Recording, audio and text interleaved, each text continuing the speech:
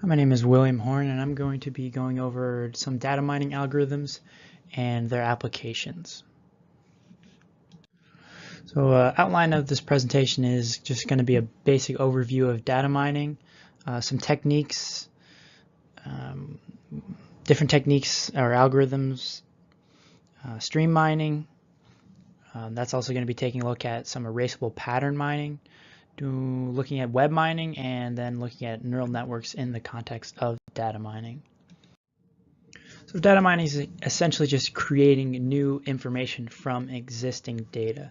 It can be a lot of things, but mainly it's used to predict new information based on what you already have. This is like getting the new information is mining the data.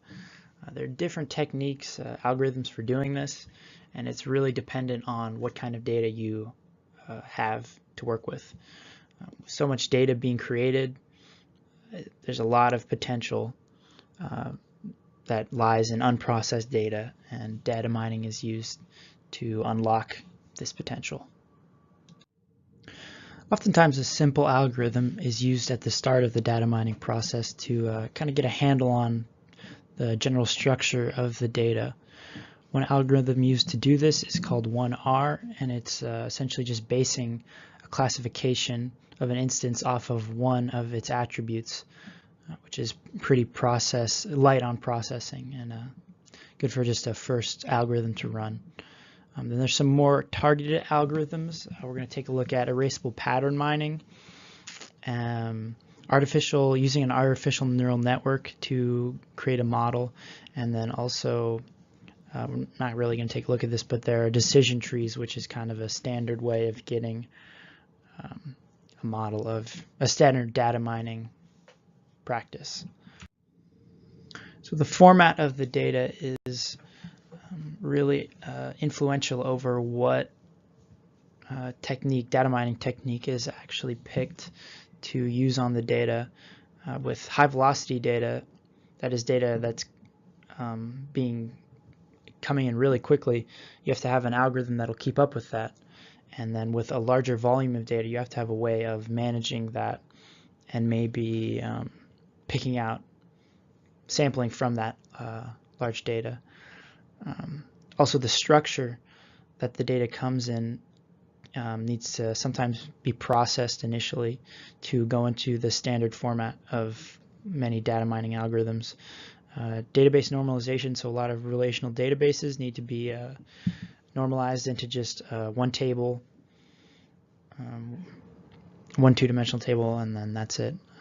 And then when you're dealing with HTML or any sort of markup, that needs to be removed or to get at the actual valuable text data that's within it. So we're going to look at stream mining. A data stream is pretty much just a continuous stream of incoming data. Some of the solutions to deal with this is windowing, which is looking at a subset of the total data, and when a sliding window is just kind of looking at recent data. And then also incremental processing is used to cut down so that the model that you have can be updated instead of having to completely reprocess all of the data and come up with a new model. So what erasable pattern mining is first you have pattern mining, which is just getting patterns out of data, and then where the erasable part comes in is only certain patterns are kept and others are thrown out. And there's a way of defining how good a pattern is, but essentially the user running the algorithm can set a limit, and then any patterns below that limit will be thrown out. And then you could also use windowing with erasable pattern mining to decrease overall processing time. An application of this is doing intrusion detection on a smart power grid. So the incoming sensor data can be mined, and then if the mining uncovers any anomalies, then that can be dealt with accordingly. But a crucial part of this is that the algorithm needs to keep up with the recent data, because if an attack happens and the algorithm is a day or two behind because of all the data coming in, then that's kind of useless information. So it has to keep up with the incoming data.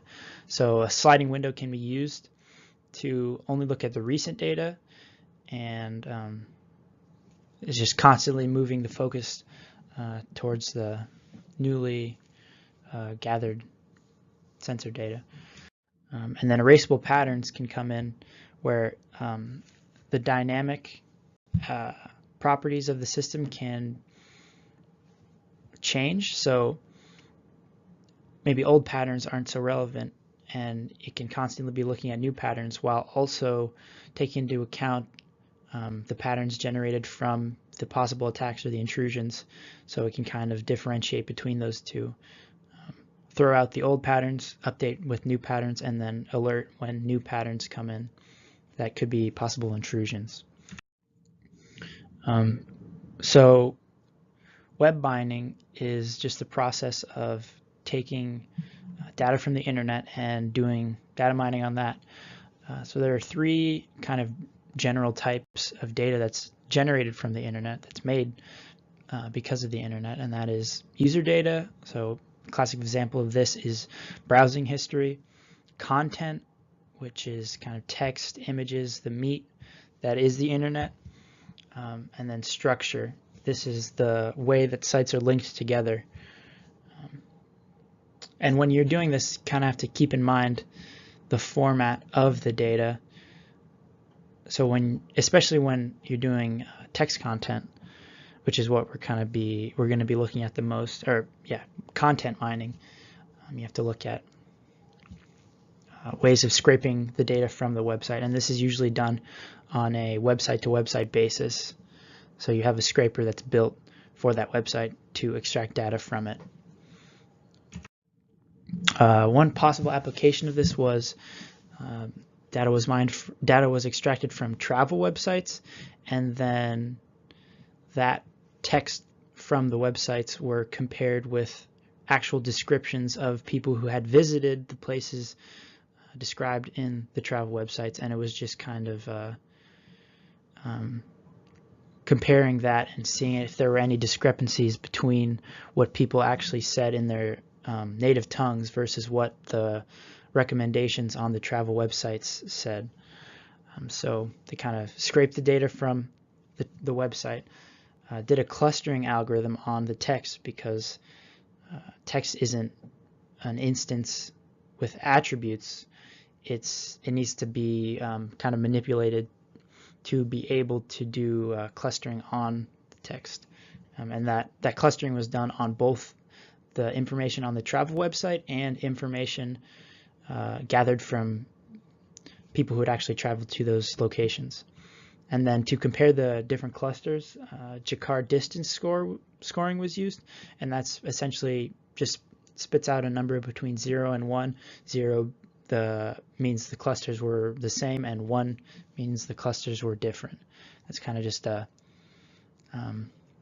overall outline of the method that was used in this application of web mining. So another web mining application that I thought was kind of interesting was to determine how an e-learning student would perform in a distance course based off of their past academic experience. And to do this, they used the university's website. So in UAF's case, it would be like, or UAA's, I guess, it would be like using Blackboard to get information from the student's past academic history and then make predictions based off of that data gathered from the website. So the data would be scraped from the site, and then after it was collected, they just actually used Weka to process all of that and then get some predictions on what possible behaviors the student could exhibit. So I thought that was kind of interesting. Neural networks are really well suited for data mining in that they're kind of strong suit is handling these complex problems with tons and tons of inputs. And behind the scenes, it's pretty much just linear algebra going to work, big old linear algebra machine. And to get a neural network's output to be any good, you have to train it with data. And that is kind of a limitation on the neural network, that it's the effectiveness of it is so heavily dependent on this training process, is kind of a unique thing to neural networks, where other algorithms are not like that. So with neural networks, there are some efficiency issues. In a paper I read that compared and analyzed different algorithms, it turned out that neural networks were like 600 times slower, around 600 times slower than a decision tree, and it still kind of gave the same results. So there are definitely improvements to be made there. Also, because they have to have this huge kind of mesh of neurons and weights, it can be very memory intensive. So time and memory, you need a pretty big system to compute some of these values with neural networks. And again, the training, the output of a certain network is really dependent on this. And because really it's trained using gradient descent, you're only finding the local minima of the network and not the global. So there's no guarantee that your trained network is an optimal network. Some applications of neural network. One application is really well suited for is the medical field, because there's so much. There's just machines that are spitting out tons and tons of data, and all these patient records. And how do you make sense of it all? Well, you plug everything into a neural network and have that go to work and get some results out of that. There's still a lot of research being done into this just because of the complexity of the problem domain. But it's really interesting, the stuff they're doing with neural networks and medical data. So really promising outlook on that. So in conclusion, there are many different techniques for data mining, and they are really dependent. The technique chosen is really dependent on the data that you have, the types and how much coming in and the volume of it. So there's really just an unimaginable amount of data being generated with phones and internet and all these new Internet of Things coming out. So data mining is more important than ever, just being able to extract some value from all of this data that's being generated, much of which would be useless without this processing. So it's really